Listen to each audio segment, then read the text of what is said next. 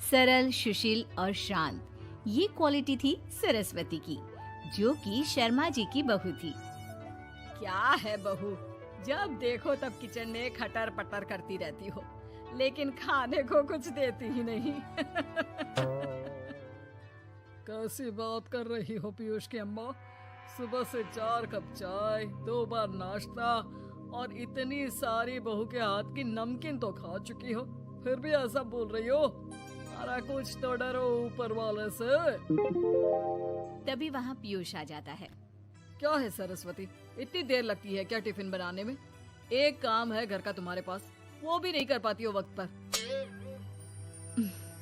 आपका tiffin table पर रखा है और नाश्ता भी, बाकी का सामान बेड पर रखा है और अब मैं मंदिर जा रही हूँ। सरस्वती मंदिर चली जाती है। उसके जाने के बाद घर में, यार माँ, कैसी गवाह लड़के से शादी करा दिया है।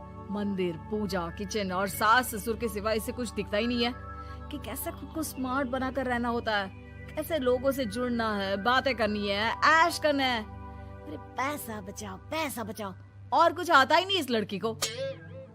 जो क्वालिटी तू गलत तरीके से बता रहा है ना, दरअसल एक अच्छी गृहिणी की वही सारी अच्छाई होती है बेटा।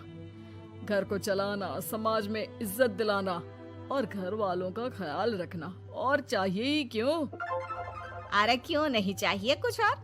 लड़की ऐसी होती है कि घर आए तो पूरा घर बदल कर रख दे, सभी को खुश रखे, लेकिन बहू के अंदर तो ये सारी क्वालिटी है ही नहीं। अरे खुश तो उन्हें रखा जाता है जो खुश रहना जानते हैं। तुम लोगों को तो कोई खुश नहीं कर सकता। पिताजी, अब आप ही लोग सोचिए, क्योंकि मैं किसी और से शादी करना चाहता हूँ। आप लोगों को बहू के साथ रहना है या मेरे साथ? क्योंकि मैं अब इसके साथ नहीं रह सकता। मैं बहू को नहीं छोड़ सकता। उसके मरते पिता को मैंने वादा किया था कि मैं उसे बेटी बनाकर रखूंगा। तो ठीक है ना माँ, तैयार कर ले अपना सामान, हम दोनों किसी और घर में रहने चलेंगे तेरी नई बहू के साथ। अरे हाँ बेटा, वही ठीक है, लेकिन मैं तेरे पिता के बिना भी तो नहीं रह सकती। तो मेरे बिना रह सकती हो? ठीक है, मैं अकेले ही चला जाता हूँ। बेटा वहाँ से चला जाता है, लेकिन सास का दिल नहीं लगता।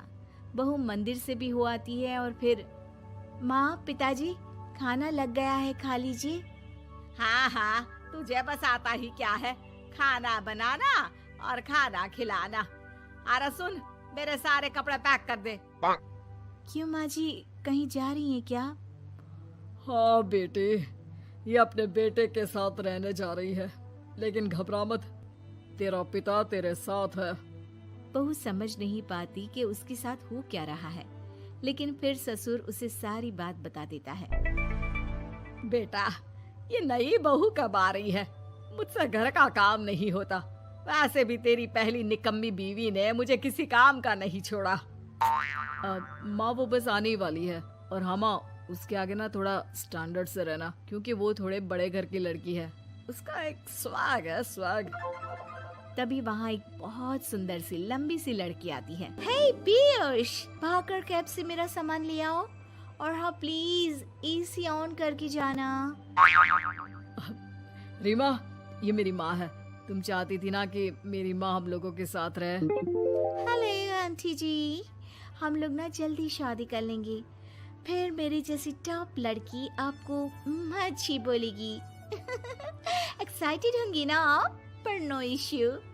पीयूष, सामान ले आओ ना, एंड आंटी आप पानी ले आइए प्लीज।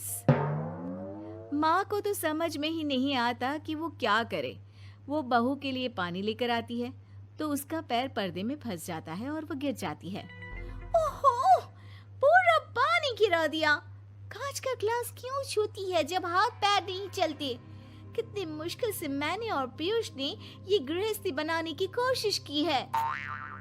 अरे पर तो क्या हो गया, गिलास ही तो टूटा है। अपने घर में तो रोज एक तोड़ती हूँ, लेकिन मजाल है सरस्वती कुछ कहे। और हाँ, मैं पानी वानी नहीं पिलाने वाली, मुझे ऐसी कोई आदत नहीं है। बहू हो, बहू की तरह रहो, समझी? तभी वहाँ पीयूष आ जाता है, जिसे देख रीमा रोने लगती है। देख लो अपनी माँ को कैसी खरी खोटी सुना रही है। और अभी तो मैं आई हूँ, थक गई थी, बस पानी क्या मांग लिया। कह रही है बहू हो, बहू की तरह रहो।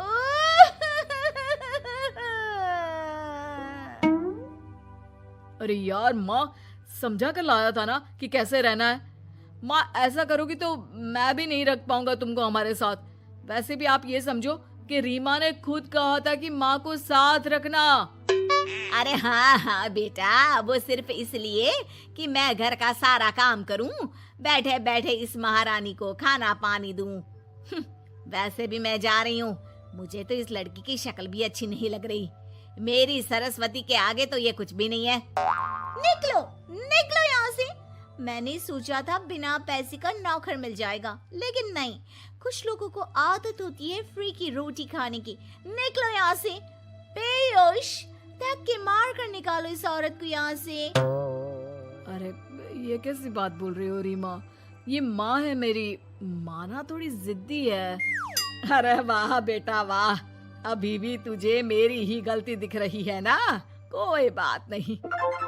माँ वापस घर आ जाती है। बहू, मुझे माफ कर दे बेटा, वो तो शैतान का नानी है।